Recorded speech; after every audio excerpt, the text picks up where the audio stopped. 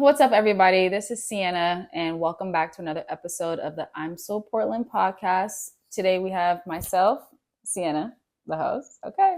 And then we got June, Marcus. Y'all all know him as different names. So we got June the boy, but right here. And then we have a nice special guest today. You know what? This is a special one to me because we have a close relationship. And his brand is definitely taking over the streets of Portland from all different just avenues and design concepts. Malik Duckett, also known as Life of Sin, Sin is Life. You heard me. And let's get into it. What's up with you? What's up? What's up? How you feeling? I'm feeling great. I appreciate you guys for having me. Yes, sir. It's a pleasure. But all right, let's start off with a brief introduction. Where you from? Were you born and raised Portland? Yes. I was born and raised in Portland, Oregon, at Emmanuel Hospital, Northeast Portland. Same. Seems like everybody's born there. He's a nigga, man. Okay, but I was born at Emmanuel Hospital. Never been nowhere else. Never lived nowhere else. Portland to the core. Wow. Crazy. Do you ever see yourself like moving or leaving out of Portland? For sure. I'm trying to get to Miami now. Hey, next flight, right? Yeah. On the other side? Yes, I want to get to Miami, man. It's bigger and better things. But always come back, I have my base here, but I feel like to expand and branch out, I need to get somewhere else where it's bigger. Yeah. Everybody know me here. I'm known in Portland. Not saying I'm like super big or the biggest thing, no, but a lot of people know me here. I've been known. I want to branch out and get my brand out there somewhere else too. Okay. And Miami is a big place. So, Sweet. Yeah, it is. It's a beautiful city, area, yeah, everything about it. I've been there. It's cool. Cool. So, what really inspired you to start your clothing brand in general? And can you also just like tell us the name exactly how it says that? Because I've seen Life of Sin, Sin is Life. Okay, it's a Life of Sin. Uh-huh. The Instagram is Sin is Life. Okay. I did that because it's like backwards, Okay, the yin and yang eyes. Okay. But it's Life of Sin, the activation and balance of a great mindset. There is no good without bad. Boom. Okay. The inspiration behind it, to be honest, when I was 16, I had bought my first Supreme jacket. So Supreme is like big in the community. And I saw it and I was like, man, I could make a clothing brand. And then like years later, I went up on an idea with my homeboy. We started a little clothing brand, or just started to map out the ideas called Course, but we never like fulfilled it or went through with it. And then in 2020, December, I remember like it was yesterday, December 14th, 2020, I'm at my partner's house, Bob, and I'm vacuuming his daughter's room. And I just randomly thought of something like, Life is Sin or Life of Sin. So I ran to this nigga like, which one sound better? Sorry, can I? Yeah. Okay, cool. But I'm like, which one sound better? Life of Sin or Life is Sin? He like, Life of Sin. I'm like, Life of Sin, oh God. And start drawing on a piece of paper. And it's funny because he just FaceTimed me the other day. I got the photo on my phone with the piece of paper. Oh, wow. That I drew the original. Yeah, he FaceTimed me literally the other day. But got the piece of paper. I'm like doing the logo, doing everything. I'm like, fuck that. I got to go to Walmart and get a composition book. So I get a composition book, start writing everything down. Life of Sin. I pay for the business registry in Oregon. I was in Arizona at the time. I paid for the business registry in Oregon, $50. And then I paid for my logo. So I spent $100 to start everything. Boom, paid for my logo, got it. And then I started looking up blanks. Okay. And then my partner sent me where he get his blanks from. And I'm the type of person like, if you do something, I'll feel more comfortable because you've done it. Like that type of, you'll open the door for me. I don't like sometimes I'll do my own way, but if you've done it, I feel more comfortable. Like I know it's good. They've did it. It's good money. Y'all got a podcast. I could do it now type shit, So I'm like, let me just go through them. And then I got the jacket and it was a wrap from there. But just, I would say Supreme really gave me my inspiration to do my own clothing. Wow. Yeah. Supreme. That's a set. Yeah. Supreme real basic though. It's crazy. It's clean. You got a lot going on. Homie, stand up, show everybody, what you got on, because you represent right now. So this is Life of Sin. Yes, Pussy rules the world. Life of Sin. This is my partner's clothing brand. We'll talk about that later. But yeah, this is mine. And then the pants right here too. I got a lot more stuff on my website. Put them up, show them off. Oh, okay. Let's see what you're talking about. Ooh, my bad. The ghetto. But yeah. Yes, sir. Got the little logo. Oh, wow. Oh, yeah, you coming different. Been good, yeah. And this is you too, right? Yep. The Players Club. Yeah. This is what Sienna was talking about, or how do you pronounce her name? Sienna. Mm-hmm. This is what Sienna was talking about. She helped me with my logo, the Players Club, when I first started it. And this was just something it's separate from Life of Sin. It was just something to keep some people coming in and looking at the brand. And then I also wanted to do hats. So yeah, okay, but okay. I really don't know if I'll ever go through with this further. Y'all see this? I got a couple more hat designs, but they're kind of super creative and hard to like create. So I don't know if I think I'll stop there. Just keep them on like a consistent basis. It's gonna be a little challenge. Yeah. Speaking of that, you mentioned that you started off with like $100 invested in. Yes. I mean, I know you being in the clothing business, I was in the clothing for a minute too, so I know it's not cheap, So what kind of challenges have you faced with, just starting up your clothing brand and like the cost of everything and, I feel like the cost, money's never been a problem for me. I do stuff outside of here, but outside the clothing brands. But I feel like it was just more so, is this what I really want to do, or is this something that I was just trying to do just to do it? Mm-hmm. And I feel like once I realized that, because I had the brand I didn't start taking Life of Sin really, really serious until last year. Mm-hmm. I had the brand for 3 years, and I was like on and off, dibbling, dabbling, not taking it serious. So it was the biggest challenge it's not necessarily money. Mm-hmm. The biggest challenge for me was, do I believe in Life of Sin enough to wake up every day and want to fulfill it, wasn't necessarily money. So being consistent is really the big challenge. Yes. I like that. But if a person is having challenges with money, I would say figure out the cheapest way to fulfill your ideas.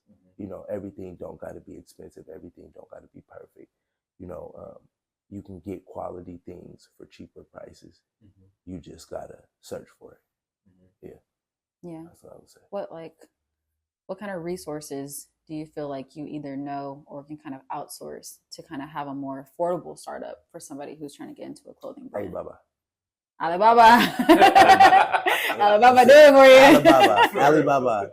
That's it. That's all I could tell you. I thought you was talking language for a second. For real. Alibaba.com. You can order literally anything. It's like the Amazon for China. I'm sure y'all seen wholesale it too as well. Literally, you can order literally anything on there. You just gotta pay for it to get here. That's it. Okay. Which it's cheaper than. That's all. If you go to like Port and Authority, I got a couple shirts from there, or AC Colors. Mm-hmm. That's all they're doing. They're ordering from not Alibaba, of course, but they're ordering from Donghong, China. Right. And having the stuff sent. I'm telling y'all, for real. No, for real. They're ordering from Donghong, China, having the stuff sent, and then selling it to us for $10 more. Absolutely. Literally. So it's like you could cut the middleman out and go direct to the source. Nope, that's a fact. My mom taught me young. She said, "These Air Forces you be wearing, $100, they really cost $25 to make." Yeah. But we don't pay attention to that type of stuff. Yeah. No, that's a big one. Just on another note, like how did you really overcome your personal challenges of starting a business, given that you said you didn't start taking it serious to this past year, but you were kind of like banking on it in and out of it for 3 years. So that's 4 years invested into a business.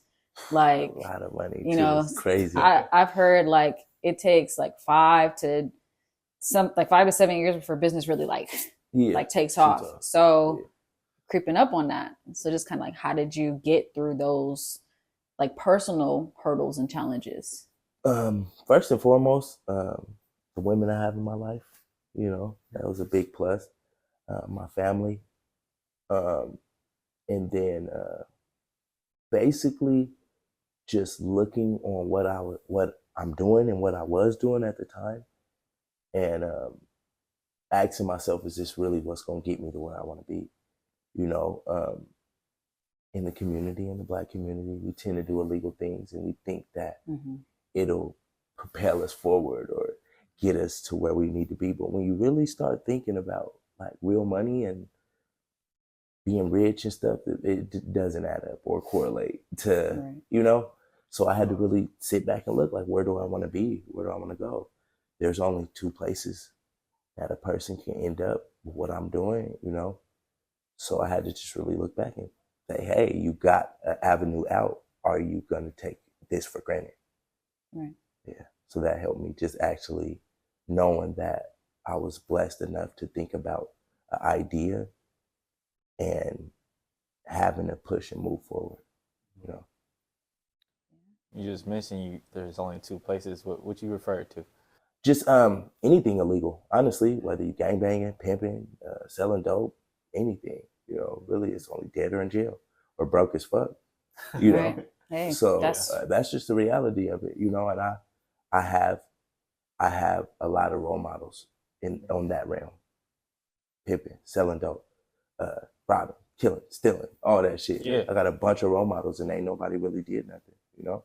Just to be all the way 100, not enough for me to say, hey, I commend you, you know. So I just had to look back and where is this really gonna end up? Dead or in jail or broke? So you really kind of like seen where you wanted to go and realized that wasn't it. Yeah. Not only that, but did you kind of see like what kind of example you want to set? Yes. Was that part of it too? Yes, of course. I got 4 nephews, so I don't got no nieces. So men, like, you could tell a little girl something. You tell her, oh, don't do this. Right. Man, you got to show them. That's it. You can't tell. I can't tell him. My youngest nephew is 14. He's probably made his mind up already. You know, he already has his mind up set on what he wants to do. So all I can do really is show him what's right. So that's what made me push forward a little bit more too. Okay. Yeah. How do you think that just the Portland community plays a factor into that? You know, being young, it's changing. Yeah. Like when we were 14 compared to 14 today, it's nowhere the same. Yeah. And then, yeah. I mean, you got, you know, our parents 14 and they'd be like, y'all 14 different. But I'm like, well, that 14 below us is different. Like, I feel like it's really not different. It's just, it gets more progressive. Like, okay, we was stealing from stores. Now they stealing cars. Right? Man, talk about it. It's not like, okay, 5-finger shopping. It's the same thing.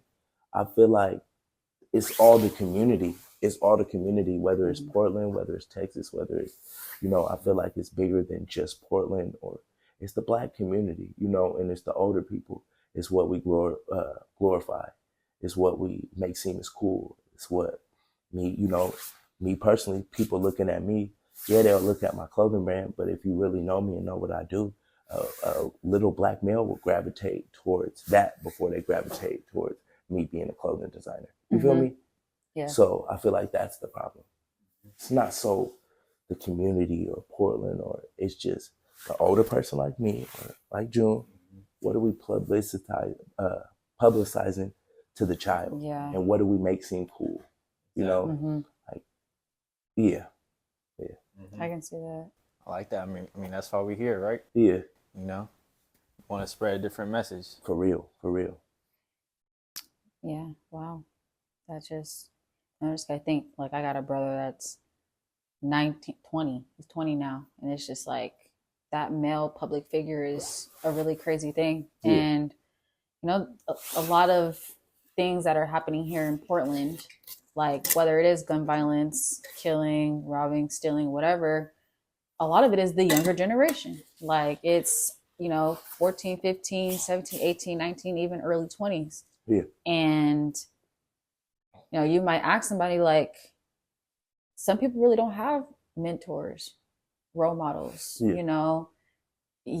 it even falls on like parents. Like, you know, what is the parents doing? You know, you got the baby boomers, which they getting up there now. Then you got the, I don't know, are they millennials? You know, our parents and stuff. But just, I mean, like, how would you, like, did you have like somebody of an older age, in a sense, like a mentor? Of course.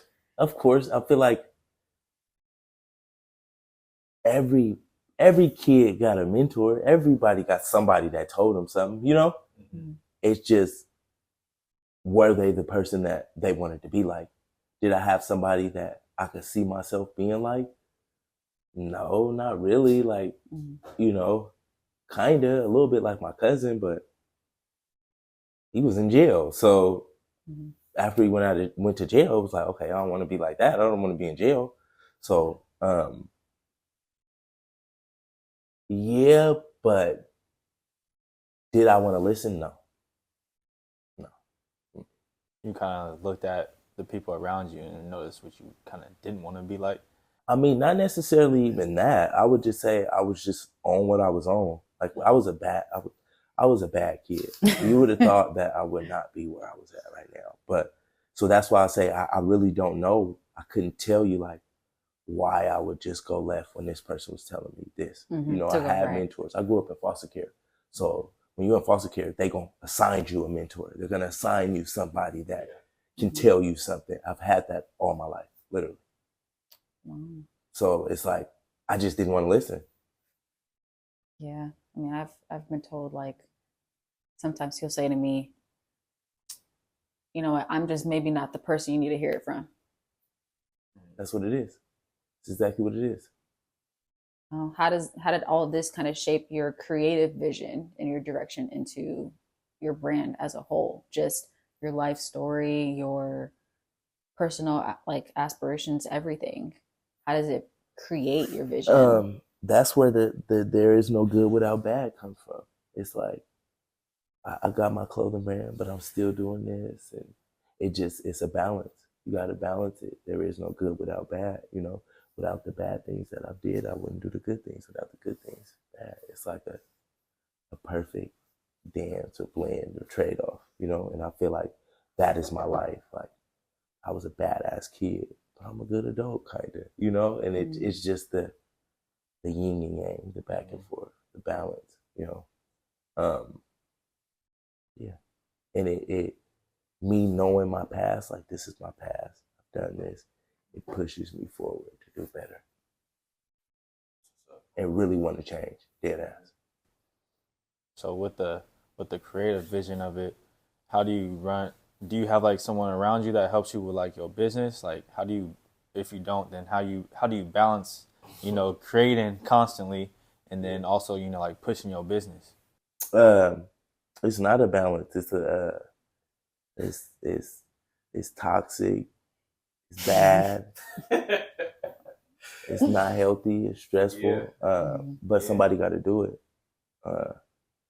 I don't have a team. When I can afford her, I'm gonna for sure get that situated, because she's a strong individual and got a whole little thing going on. But I don't got a team. I do it by myself, and I balance it, and I've just went along with it. There is no blueprint, really. Solopreneur. Yeah, it's just figuring it out as I go, and then writing that down, and if it worked, do that over again, and then 10x it. Yeah. Okay. I like that. Yeah. I mean, there really is. If you just like don't have nobody, you know, to look up to in that area, it's really just all you got. Yeah. But that's where YouTube plays a part. And I was telling you, 19 Keys, Eric Thomas. Like, when I wake up in the morning, the first thing I'm doing is throwing on Eric Thomas just to get my day started. As far as hearing some motivation, hearing that I can do it. I can, you know, kind of like a baby. You say that a lot. Steps. You can do it. You can do it. Yeah. How's when you start doing that? 2 years ago. 2 years ago, when I started my whole 2 years ago, I started like a prophecy quest, I would say. Like, started eating healthy, working out, everything, you know, reading more. I would say that changed my. What was the question again?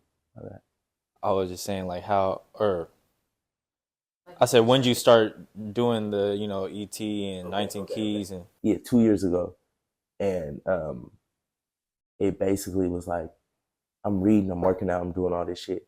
But I don't like working out. I played basketball, but I got kicked off the basketball team my freshman year, so I never played no orthodox, nothing. I'm not like organized basketball. So I needed motivation to work out, Then I started liking working out, and I'm like, damn, this shit got me. The motivation shit got me through working out. Oh, I could use this shit for anything. I'm like, all right, just wake up and listen to it.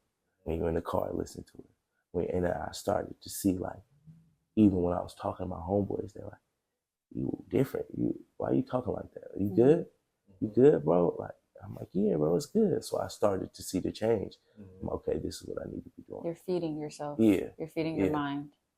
Exactly. And that plays a factor for sure. It's, a lot of people don't understand that what we consume does delegate how we are structured. Like if I'm sitting here and I'm about to listen to, some like hard Detroit rapper, like Mozzie or whatever, and I'm driving, I'm about to be like, I'm going somewhere, right? Exactly. But I'm sitting here and I started listening to some like Kirk Franklin, I might be like in a really just joyful type mood. But that's just, even the power of music, and then when we're taking our time, I can sit here, or he can even sit here and play, Call of Duty and 2K for 5 hours if he wanted to, or he can sit here and listen to people like he likes, like Myron Golden, or E.T. or whomever else, and feed the soul, feed the mind. And that definitely is just like a sense that I think a lot of people are starting to do, but still don't understand.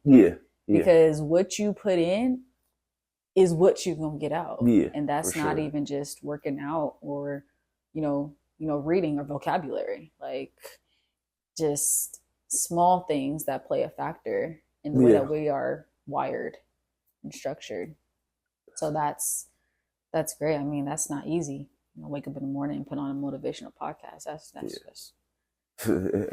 it's hard. It's hard. I mean, it's easy now. It's like natural. I feel weird if I don't do it, but part of your program. Yeah, at first it was like, I could be listening to music, or I did stocks. I started out doing stocks like 2.5 years ago. So for the first 6 months, I would just listen to all stock shit, So it just was like, I could be listening to stocks, but now it's like natural. I feel weird if I don't do it. Did you feel like people started to gravitate towards you and some started to kind of become distant because of your change? Yes. I feel like the people that need to be around me are around me, and then the people that couldn't handle or fathom it, it's gone. Yeah, so like friends and stuff too. Yeah, friends, family, it's no way to decide, Once you change, it's kind of like, okay, the people who gonna fall off. Yeah. They're gonna hand you the scissors. Yeah, exactly. Where's my boy Hebo? I like that one. But you mentioned something about, working out and how you didn't like it at first. Yeah. But then you started to see results. So you got a little taste of that delayed gratification. Yeah. How has that impacted you with your business and how you deal with that? Do you feel like that prepared you? Yeah, just being able to not see the outcome right now. Even still, I'm not as buff as I want to be, or I can't lift as much as I want to lift. But every day that I go, I know that I'll get to that goal. So it's the same thing with life. And I tell my cousin this all the time. How you work, I tell everybody this that work out with me. How you work out in the gym is how you treat life. For real. And I go hard. So it's like it reciprocates to everything. People be like, you crazy, why are you doing it? I go hard at everything. I'm high energy. It's like, So yeah, I figured out that the gym can reciprocate to real life. Yeah. Ooh. All right. I'm gonna go to the gym. So how do you connect with your local community and collaborate with other creatives in Portland? Um, I've only collaborated with a few people, my people's Chances Made Champions. Shout out to them. But I've only really collaborated with them. But and Motion Boy, I've actually collaborated with a lot of people. I just reach out. Motion honestly. Boy, Ty. Yeah, I've collaborated with a lot of people. But I just reach out. Honestly, I'm the type of person that before I would want your money, I want to provide a service for you. So if I'm reaching out to I'm So Portland, I'll do like, if y'all got y'all merch, I'll be like, okay, I'll give y'all a free vending spot. I'm doing a pop-up. I'll give y'all a free vending spot. Next time, just show the love. I feel like that's a good way to get out into the community and link up. It's not about exchanging dollars or exchanging money. Even me liking something or sharing something, me wearing the clothes on the podcast. Right. It's different ways to show love and collaborate. Yeah. And I bought like damn near every clothing brand in Portland. I could say I have a piece, whether it's a shirt, hoodie. Not too many people could say that. It's only a couple clothing brands that I don't have. Yeah. That's what's up. Showing the love. Yeah, I like that. So, who do you see yourself collaborating with in the future? It doesn't even have to be clothing, just whoever. The Trap Kitchen. I see myself collaborating with Trap Kitchen and Mikey Vegas and them boys over there, and Cream and Co too at work. But that's like damn near kind of like, well, it's separate, but they brothers. But I want to collaborate with them because they got their nonprofit and they working with the kids, and it kind of goes along the realm of what I'm already doing, and it makes sense to follow somebody who's already did it, So that's one of my main ones. And then $100,000 Gage, and that's just simply because how hard Gage worked and how long he's been working at what he's been doing. I feel like there's somewhere we can just merge and gravitate. We've worked together, the Concrete Carnival, where Lil Tyler came here and stuff. But just something where maybe he shoot a video or just something more personable. Okay. I'm gonna have to be on the lookout for that one. Yeah. Nice. I know beforehand, like we were talking a little bit more heavy on just like your inspiration and your drive, but do you have anyone that you can say that was like, even if it is like a celebrity or someone, but just a mentor that really is like your sense of push and guidance? Because that putting on podcasts in the morning, working out and stuff, like that it's got to have like a drive. So do you have anyone that's like a mentor? I was talking to June about this earlier. I would say Eric Thomas, from one, motivational speaker. It's all celebrities. That's the crazy part about it. It be like that. That's how like ain't nobody. And then I got my mentor, but I'll say his name last. 19 Keys. Okay. Eric Thomas and Wall Street Trapper. Those are all like YouTube. Who's that? Wall Street Trapper do stocks, but he's like a motivational speaker too. But I would say 19 Keys because I saw like, excuse my language, he was still like a nigga.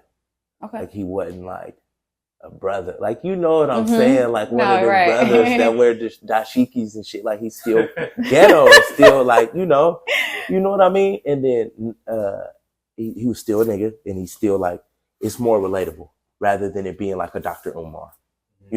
Somebody telling you something like that, like older, black male, wear dashikis, don't say nigga, that type of shit, Eric Thomas, because what he talk about is believable, like how he talk about he wake up at 3 p.m., how he talk about he's only been with his wife, lost his virginity to his wife. Like that type of shit is like believable because ain't nobody came out and said, nigga, you lying or nothing like that, and then it's like, for him to be a one woman man all his life, not do no drugs, not smoke, it's like, you gotta look up to that. You have to, period. I don't care who you are. I don't care how many females you like or what a man to only deal with one woman in his life, man, that's more than respect, and then Wall Street Trapper for the same things that 19 Keys is. It's like they still black men that grew up in the hood and will still fight you if you try to play with them, or they still got they like ghetto side to them and not just the brother side, the African side, the Nation of Islam side. Like that. Yeah. You know, it's Right. like still relatable. Yeah, you can't really take that out of somebody though. Yeah, yeah, yeah. You know? Yeah, yeah. But they'll hide it, like Dr. Umar. He'll hide it. Of course, we know but he's not gonna show you his ghetto. You know, he's gonna come with you with the facts. You don't need to be dealing with white women. This. You know, Right. it's not gonna be no, you know, relatable things really to me, for me at least. Yeah, everybody relates. Everybody different. Yeah. You know. You said you was gonna say your mentor. Oh yeah. My bad. My mentor Darrell. He's been my mentor since I was 16. As I told you, I was in foster care and stuff. So I joined what is it called? Northwest Youth Authority or some shit program, and they gave me him as a mentor when I was 16. And we've been rocking ever since. He's a black male from St. Louis, and he just always been in my corner. Always showed me love, and I always felt like I could tell him like the truth. I've had mentors and stuff, but I didn't tell him I was selling weed and stuff like that. You know, I've always, ever since I was 16, I told him, bro, this is what I do. You know, this is what it is. You know, so it's always been that factor, like honesty, and I actually respect you and can tell you the truth. Look up to him like a big brother or something. Okay. Yeah. Okay. You touched on the foster care, you know, a couple of times. You know, how has that shaped you too? Because I know that probably had its ups and downs. Yeah. I mean, no, I would say, I talk about this often. Like, what would I be like if I lived with my parents? I would probably not be like this. I probably wouldn't be sitting in front of y'all, just to be all the way 100, because of how I grew up and the dynamic. It's just like, there was no possible way. But I feel like it was good. It was good because of the way I would have probably been raised. I feel like foster care taught me that just because you don't got your parents or something like that, it's not so bad, you know? But I still talk to my mom and dad and shit, you know? It's just like I grew up in foster care. Oh, that's what's up. But it just taught me that it's not that bad. And sometimes certain things happen that may seem bad, but if you were over there, it'd probably be worse. You know, not saying it like that, but I probably would be a gang member, you know, because that's what most of my family do. Yeah. You know, I probably would really be a dope dealer, you know? So it just... I feel like it happened for the best. Yeah. So what are your long-term goals for Life is Sin? Just consistently selling clothes. I really don't have no long-term goal for Life is Sin. Honestly, just consistently selling clothes until the day I die. I don't really want a storefront, maybe. Not sure. But to consistently sell clothes until I die. Now, the long-term goal for me is I want to open up something like SEI. Y'all know what SEI is? Mm-hmm. Yeah, I want to open up something like SEI. I done heard about it. Self-investing. It's like a program for minority and people in lower poverty communities. But it's for kids. I want to open up something like that and basically just have a program that follows you from like kindergarten till like 25 and basically just be able to prepare you for actual real life scenarios and teach you things that school don't teach you. How would your brand correlate with that? I don't know. I haven't thought about that. It's gonna be separate. Okay. It's not gonna say Life is Sin, or it's not gonna have nothing. Not gonna say pussy run the world or nothing like that. It's not gonna have nothing. It's not gonna have nothing to do with that. But yeah, I gotta think about that still. But that's kind of ties into like my book, and I was kind of going to do something with Life is Sin or something for the title, but I'm like, nah, it's two different entities. It's two separate things. Tell us about your book.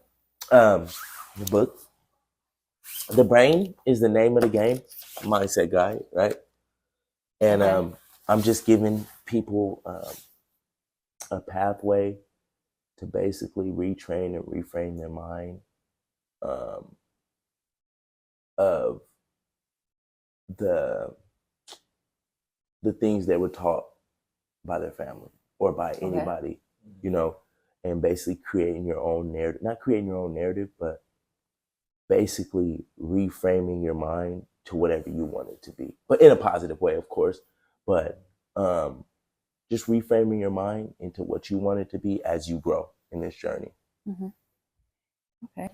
I know you mentioned SEI. Were you a part of SEI? Yes. Yeah. You was? Yeah, Weren't you a part of SEI?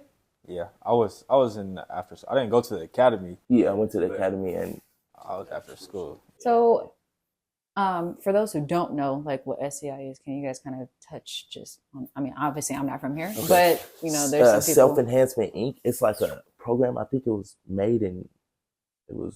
founded in 1998 by Tony Hobson Senior, I believe, Tony Hobson Senior, and it's basically like a program for elementary kids, middle school, high schoolers, and I think up to college. And it's like an after-school program. They help you with school. They got dance. They got all type of like So a lot of different programs. Yeah, different programs that they computer coding. Oh wow. Basketball, football, all type of stuff. Yeah. Keep them out of trouble. Yeah, basically after-school program to keep them out of trouble. And then they had the school, the middle school, and then they shut it down. Okay. So now it's just the after-school program. And I think they just got a sister program in Miami, Florida. Oh, wow. Yeah, I seen something on the internet. I didn't know that. On Instagram, yeah. It's crazy. That's what's up. Wow. Basically, an after-school program that follows kids from elementary to high school to the end of high school. So you said you went to the academy? Mm-hmm. And the after-school program. What was that like? What was your experience with that? It was just the blackest school I ever went to. It was only one white kid. It was only one white kid. Yeah. So from 7th grade to 8th grade, I was with all black kids, and just anything you could imagine being in an all-black school. Yeah. It was cool though. It was dope. I met a lot of the people. When you asked me, did I have people telling me like stuff? Mm-hmm. I met a lot of mentors there. It was just not the person that I deemed cool, you know? Okay. Like, this person ain't cool. So, but I had a lot of mentors, people who saw me, and people always took a liking to me, because I was in foster care and shit. You know, it's always that 2 kids or 1 kid that was in school that's in foster care. I'm like, bro, so people always took a liking to me. I'm like, oh, whatever. But yeah, that was it. That was really it. Like it was black people. So I feel like it made it more like, okay, this is cool. It's black folks. You felt comfortable? Yeah, it's more comfortable. Do you still like interact or talk to anybody that you've went there when you were younger? Adults or kids? Well, just any age. Like when you used to go to SEI, like is there anybody that you still some of the students and stuff, I talked to them, you know, Cream and Co, like I was telling you. Okay. Edward, he went there, and then Gage, he was in my class. Everybody went to SEI. Yeah, a lot of people went. If you're from Northeast, you went to SEI. A lot of people went to SEI. So I interact, but as far as teachers, Mr. Gilo, he's the principal of Park Rose, I think, or he worked at Park Rose now. Mm-hmm. But yeah, I've seen him like 3 years ago. That's cool. But no, not really, not like consistent. Only some of the students. That's it. Okay. How was your journey just being as a designer, Portland native, and everything just kind of shaped your not only personal development and growth, but like really shaped the lessons that you've learned just through everything as a whole, as fashion, business, personal?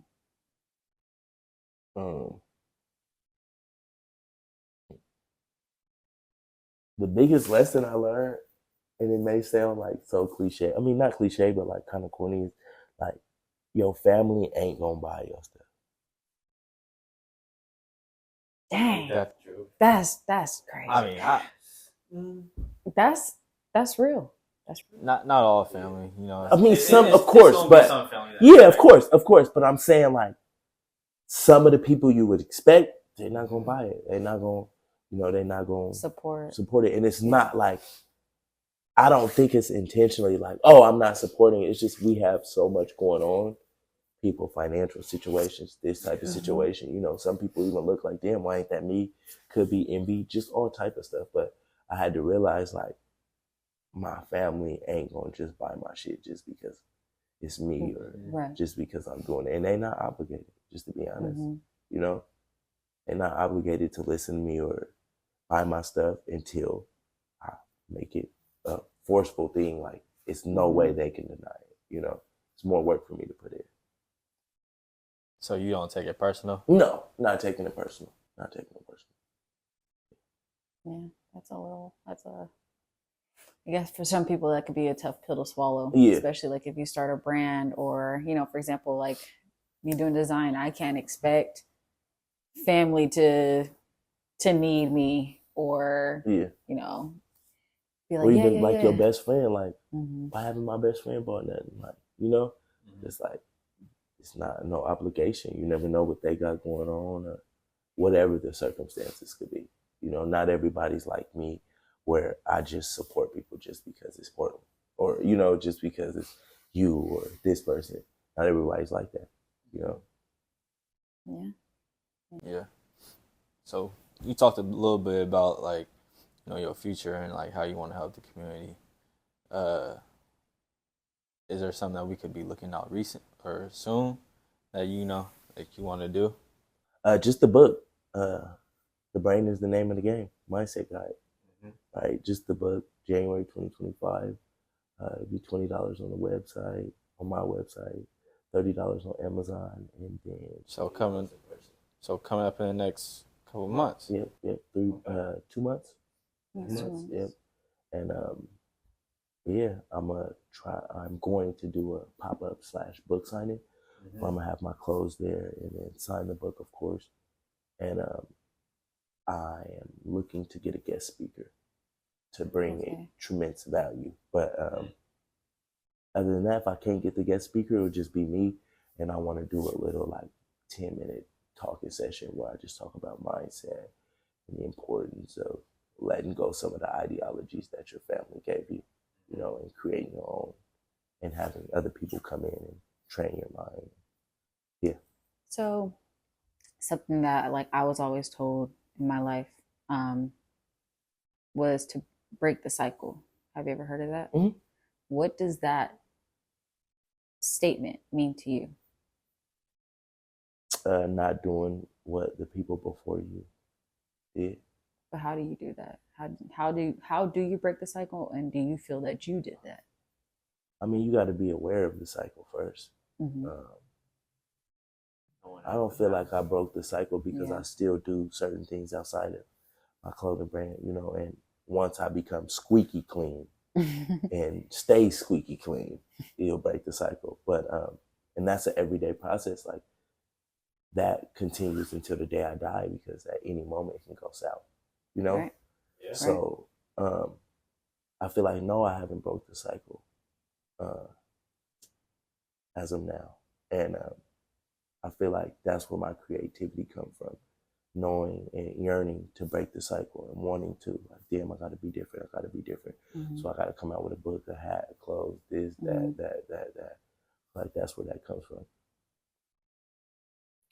Okay. And, you know, as you're breaking this cycle and, you know, you're making these, I would say they're strong changes in yourself because they're traits that's like, okay, I don't want to do this because this was just done by whoever in my life. I'm going to do this different. Yeah. How has like your faith and your spiritual beliefs just within yourself, like, helped you shape your entrepreneurial journey and, you know, your journey as a whole? Because you're breaking that cycle every day. I would say self-belief is more important than anything. I feel like self-confidence is more important than anything. And I could smell a person that ain't confident. And self-belief is my spirituality. Like, I believe in God and I believe in, well, I ain't gonna say just like Jesus Christ, but I believe in something up there. But I feel like more than anything, I believe in myself, you know? And I feel like that's where the spirituality derives from. I'm a God, me, but I was created in the likeness of God, if it's true or whatever. So there's somebody up there. But at the end of the day, it starts with me. My spirituality is me, Yeah, right. I like that because, it says, like, man is created in the image of God. Yeah. So you are capable of literally doing anything. And you just have to believe in yourself that you can do anything in the likeness of God, and that because you are a version of him. So I feel like that takes a lot of power in yourself for somebody to even come to like their senses to comprehend that. And then now put that into action, because without faith, works is dead, and without works, faith is dead. So it's just, that's crazy. That quote is in my book. What? Faith without faith works. Hold on, right here. Faith without works is dead. Eric Thomas, hold on. It says, faith without work is dead. Faith without work is dead. What's the first sentence say? Let me be the first to tell you that just because you have a goal and a plan solely will not get you to execute on those goals daily. It will not get you to act on those goals and plan by just setting out a plan. Meaning, if you have a goal, say I want to go to the gym, and you're thinking about it. If you're just thinking about it, that's not going to get you there. The act of going to the gym is going to get you there. It's kind of self-explanatory. Thinking about the gym right now. Yeah, so just go. Like when about it. That's my thing that I write in my book. Like when you have that thought, go. Instantly put your shoes on, go, and just get it over with. The next day, when you have the thought, instantly go. And that's how I kind of like. I haven't ran in a week. I ran on Friday, and that's how I do it. Like once I get the thought of running, okay, put your shoes on and go before this thought goes away. Okay, but what about what about life? Like, okay, if I'm sitting here and I'm like, dang, like that cookie look real good. I need to go to the gym though. I'm not about to. But I got a son and I got, this and that. Like, True. how can you navigate that? It's 24 hours in a day. You work 8, right? Yeah, y'all work or y'all entrepreneurs or what? I'm fully at home entrepreneur mom. Okay, so you got 24 hours in a day. Mm-hmm. Delegate your time to what you got to do. I don't got kids. So that's one thing I write about. Like for the people that have this, I said it's 24 hours a day. You're going to work for 8. Boom. You got about 6 hours left when you get off. Boom. You're going to sleep there's 24 hours in a day. You go to work for 8. What is that? 16 left? That's 8. Yeah. 16 hours 16. left. Okay. You sleep for 8. Okay. That's 8 hours left. Boom. You got 4 hours to study or do whatever, right? You got 2 hours of free time. 2 hours of free time could be your gym time. Look at your phone. Look at your screen time. Take away something from your screen time. Right? Write about that too. Most people got over 4 hours of screen time. So if you got over 4 hours of screen time, I don't want to hear nothing. Literally, there's no excuses. Dead ass. Dead ass. There's no excuses. No. Take some of that screen time. It's funny that you said something, and it reminded me of a video I watched about, because you talked about motivational speakers and whatnot. One of the dudes that I listened to is Myron Golden. He had said something.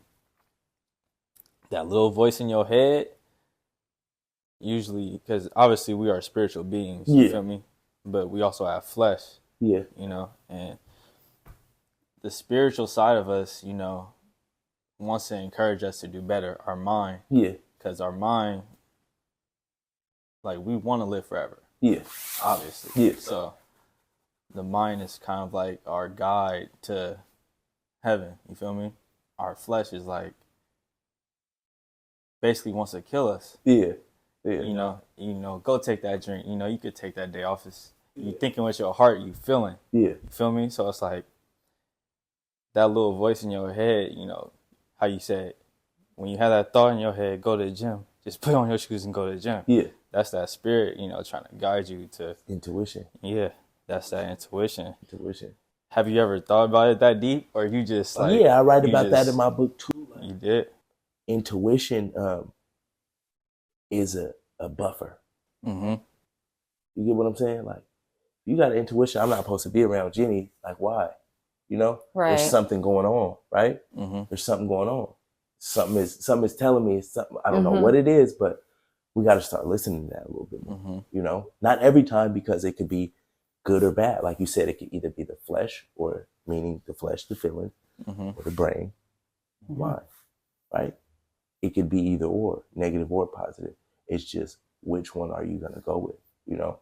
Do you have a way that you differentiate that, or what? It's good or bad? Shit. Do I feel like, so say if I get a bad feeling that I'm not supposed to be around somebody, I'm not supposed to be here. It's that simple. Say if I get a feeling like, man, I've been eating kind of unhealthy, I need to fast. Okay. So do you kind of just like,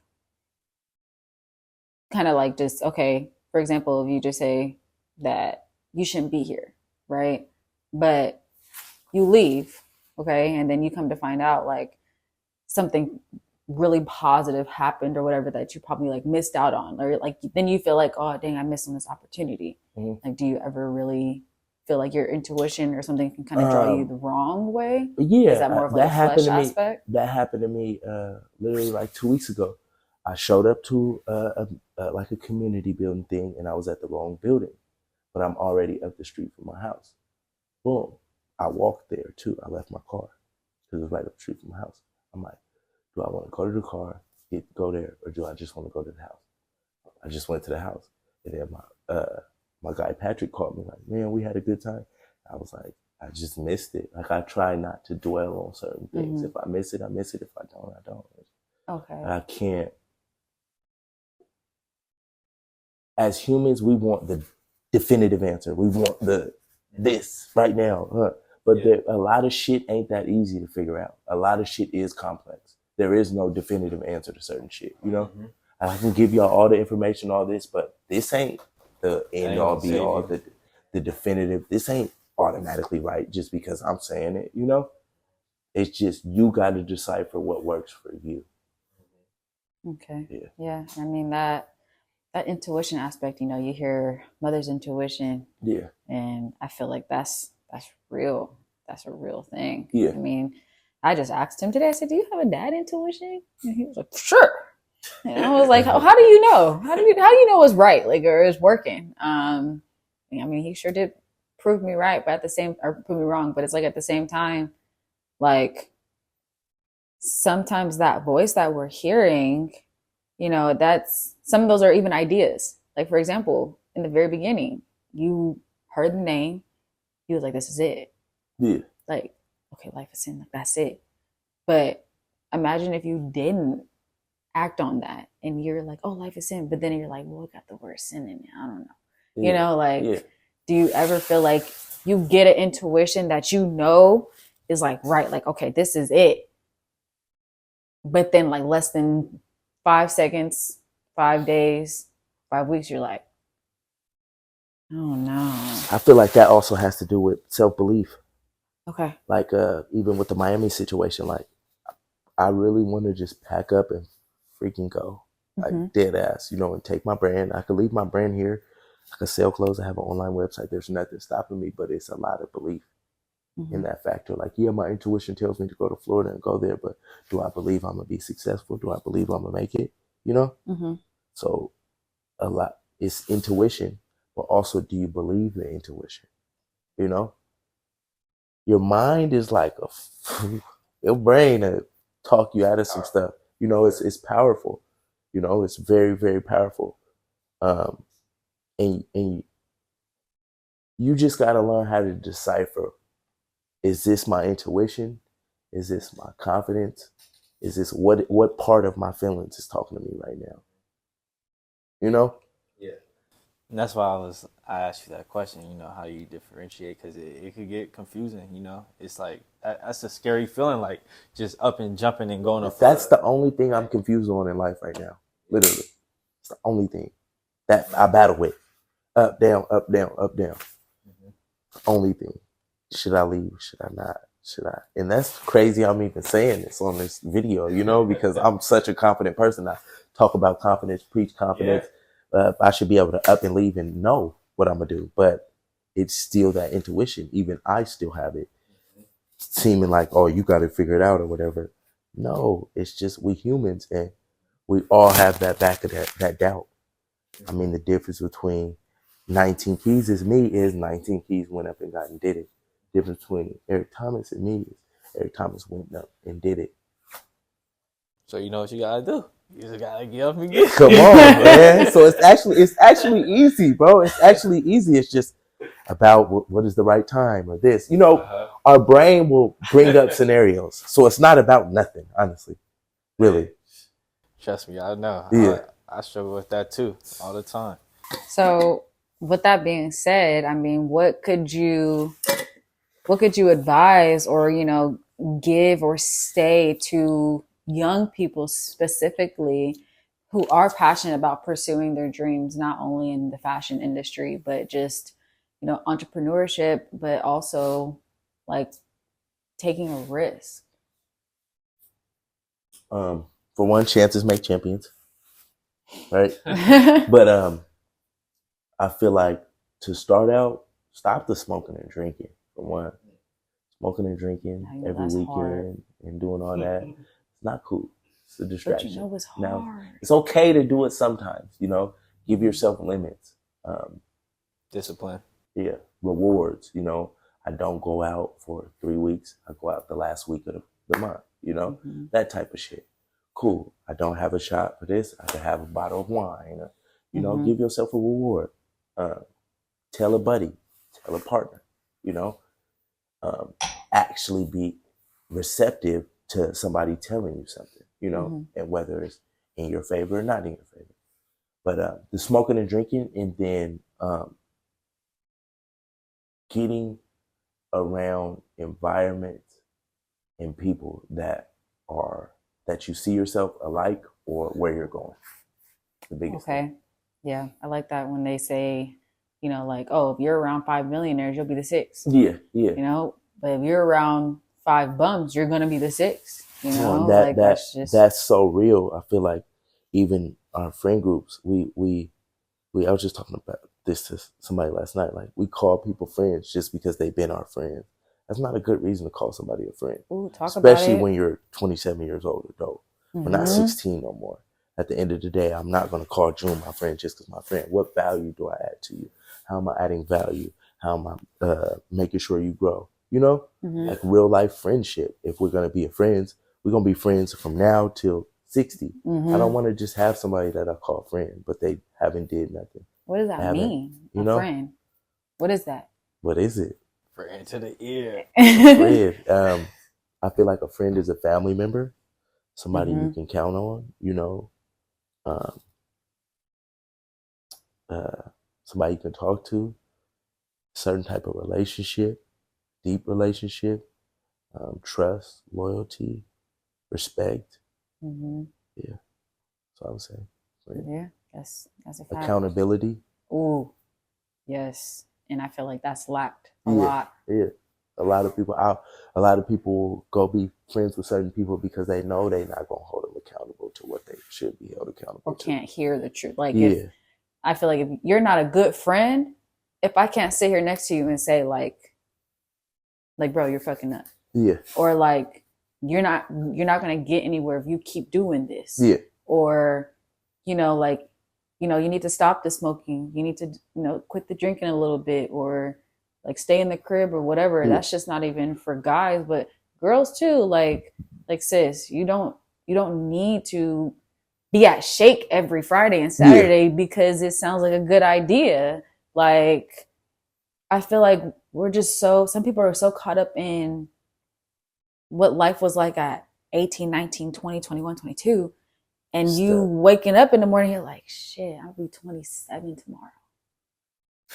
Like, or dang, I'll be 30 in a month. Like, and the decisions that we make, like, okay, do we want to keep being repetitive? Like, you know, do you want to be in the same position that you are at 18 and 25 And 29, like, and that's quite sad, just to be honest. You think about it, it's like, fuck, I haven't did shit. And that's like when I was 25, I started this journey 2 years ago. I looked up and was like, there's no way I was 19 doing better than what I am now. Real. You know, I got more money, but just even the way I feel and how I was fulfilled, there's no way. Like, you had 7 years to figure out whatever you wanted to figure out and didn't figure out shit. Listen to what you just said, though. 7 years. Come on. That's what I'm saying. It take people longer. I understand that, though. I mean, I know, like, and that's the scary part about it. Like, damn, I gotta get right. Be 40. Yeah. No, yeah. Some people will be 50 and 60, still staying in the same 50 place. Years old, for real. Swear to God. But it's that I feel like, so say for the instance that the person that is looking for guidance or looking for trying to do entrepreneurship, if you have somebody that is older, look at them and say, I don't want to be like that, and do everything they're not doing. No, it's quite simple. It is. Just to be honest, you know, it's quite simple. I'm going to do everything that the person that is doing that I don't want to do. So if that person do drugs, I'm not going to do drugs. If that person drink every day, I'm not going to drink every day. That's simple. It's kind of self-explanatory. Simple, but shit. Let me ask y'all a question. Okay. Why do y'all feel like people make it seem so hard? Ooh. Why do I say that again? You said why do you feel like people make being disciplined seem so hard? I think it's a few different reasons, but I could say one reason why I think is just because it's either, or I'm gonna say two, comfortability, like they comfortable with who they are, and you know, like accepting like this is part of their life. They need this to function or whatever. Yeah. That's what makes them comfortable. Or I feel like they just don't want to change. Yeah. Like, you know, like I feel like for me though, it was a comfortable thing. Like, honestly, like, cause I stopped drinking and I stopped smoking. I don't drink or smoke no more. I'm trying to stop smoking, bro. We gotta talk about that too. It's tough, bro. Like, for the longest part, I was smoking when I was in middle school, bro. Like, I was smoking in 7th grade. From the Northeast, I probably. Like, yeah, bro. Smoking was a part of my life for so long, bro. It was just like, this is who I am. Like, I accepted that for a long time. And my biggest thing is I don't like being attached to something. Like, I don't feel like something has control. I hate having, you know, that feeling like something has control over me. To the point where I can't stop. Yeah. Like, that just makes me feel so fucking weak, bro. Pussy. Straight fucking pussy. That's sorry. I'm sorry. My bad. I'm sorry. That was the real me. I'm sorry. My bad. Hey, speak your mind, bro. But like that's just me though. Like I need to have control over myself. Yeah. Discipline is huge for me. Like, I don't want to feel like nothing has control over me. Like, I stopped eating meat. Like, I went vegetarian. I went vegan for a minute, but I was like, nah, that's extreme. So like, I'm vegetarian or pescatarian now. I still eat fish, but like, yeah, bro, that was hard too. And then I was like, all right, meat don't have no control over me. Let me see if I could go without eating. Yeah. I went on a fast. I tried to do 7 days. Hey, 7 days is crazy. I think the longest I fasted for, like, no food at all, was 3 or 4 days. I did 14 juice. Oh. 14? Gosh, I applaud you. I applaud you, bro. That's fucking hell. Oh, my hell. goodness. I ain't gonna lie. It was hell. That's crazy. Hey, that is... If you can do that, bro, you can stop smoking weed. Easy. Bro. I was smoking the whole time. Blowing it down. Wild. Violin. Stomach. Juice. Yeah, bro. But that's my biggest thing, though. What about you, though? What can you say for yourself? Why do I think people find discipline hard? I feel like it's the comfortability factor. And then actually, like, not not believing that they can be more. Self belief is a motherfucker, bro. Like self belief and self love, actually being able to know that you can work at a hospital. You know, like what happened to all the nurses? Yeah. You could be a doctor. You could be a lawyer. You know, actually having that belief, and I feel like people who don't want to be disciplined is the comfortability factor. I'm already here. There's nothing I could change about it. Or I can't lose 100 pounds. I can't lose 100 pounds. You know, the belief. I can't lose 100 pounds. I can't lose no weight. Anybody will lose weight. If you fast, if you work out, you're gonna lose that weight. Come on. So it's just the belief in the comfortability factor. I feel like it's that too, and discomfort too. You know, on the other side of comfortability is obviously discomfort, and people don't like being uncomfortable. That's scary. Yeah. You feel me? Like you said, like that Miami. Yeah, that's real uncomfortable. That's gonna be real uncomfortable, something that you're not used to, bro. Yeah. And that's another thing that, you know, I've been trying to work on too as a person is being uncomfortable, bro. Because if you could do that, bro, that's gonna really open up your mind, bro. Like you could do anything. Can I give you one tip? What's up? Do something uncomfortable every day. I'm doing. Okay. Okay. Yeah. What? Oh, we got off topic? No, I need to go to the gym.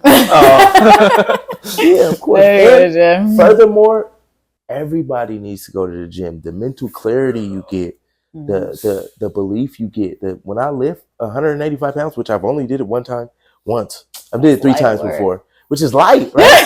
It's light. It's light. That's no, like that lifting light. A human. Real That life. is light. That is light. I should be at 2 wheels. Not light. But I'm just saying like common. Yeah. You know. When I do that shit gives me all the belief I need. You know? All the belief I need.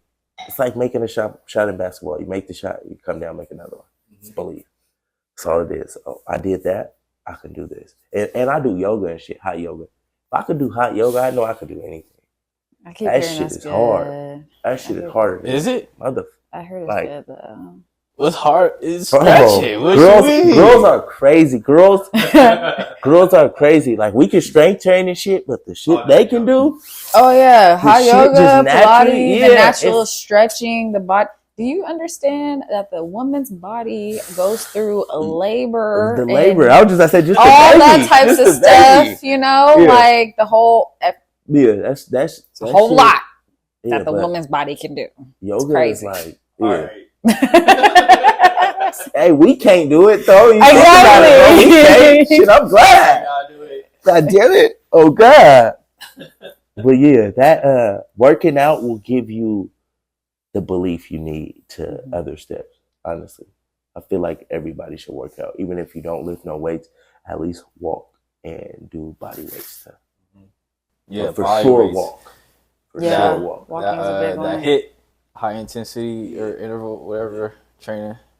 Man, that's what I did too. First getting into working out. Yeah. Like, cause I mean, I used to play football. I used to work out and stuff, but like getting back into it, I felt like my body was just weak. You feel me? Like after over a year not working out, just getting back into it, like, bro, you hit that gym that first day, you're gonna be feeling that. Oh God. The first 2 months you're gonna feel it. Yeah. I didn't start really like not being sore and like liking it until like 90 days. Like for real. It was a long ass time. 3 months? Yeah, I was like, I don't like this shit. For real. I only like legs. That's it. It's the only, which was crazy because legs is the worst. Mm-hmm. I'm like, I only like legs, but eventually you'll get to a place where it's like, I have to go. I feel weird when I don't go. Like I haven't worked out today. I feel kind of strange. Mm-hmm. So, but it'll get to that point to where like, oh, I got to do this. I got to do this. Mm-hmm. Yeah. Okay. Well, I would definitely say we are more than thankful to have you here and feel like you really not only touched on some deep topics, but, you know, just really wanting people to understand that they really can be unstoppable if they believe in themselves. Yeah. Like, and that's a true message. That's not, I feel like that's not hard to come by, but it's hard to believe in. Like, just believing in that statement, and then believing that you align with that statement, and then believing that you can actually put action towards believing in that statement. So we definitely appreciate you having here. I mean, more to come, you know, definitely collabing with you and getting the brand out there and everything. This is what it's about. You know, Portland is more than just what the news says, you know, and Portland is just more like, there's more life here. There's a lot of individuals who are inspiring here. And me not being from Portland, hey, I was right hand to it. I hate Portland. I can't stand it until I started to kind of learn and meet some people who really are inspiring. And it's not that I don't like Portland. I don't like the rain. Yeah. That's all it is. It does rain 9 months a year. But I also started to embrace this rain weather in the time. And, you know, before you can ask him, I'd be like, it's 80 degrees in here and it's 20 outside, but it's 80 in here. And he would hate it because it's just like, it's too hot. But them cloudy days, turning them days into something that makes you believe in yourself more. You know, I feel like Portland gives people a chance to hibernate, to get right. And some people don't value that. And I didn't value that until like the last 2 years. So going into, as I like to say, oh, it's hibernation season. That's what I start telling people. Oh, the rain's here. It's time to hibernate. Time to get right. You do what you got to do. Because then 3 months of summer is everything.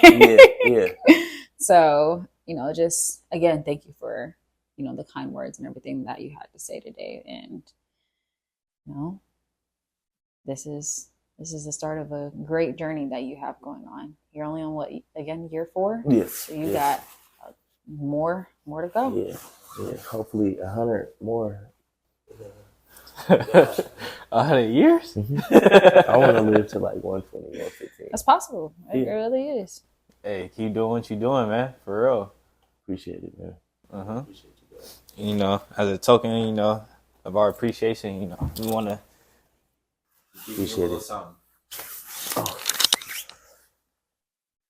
I'm so Portland, man. I love the podcast name too, and the logo. Yes, sir. I like it. Designed by yours truly. Creative direction, all type of stuff, man. Just go to her, man. For real. But all right. Well, thank y'all for tuning in. We appreciate y'all. You know, make sure you hit the like and subscribe. You know, tune in to some more.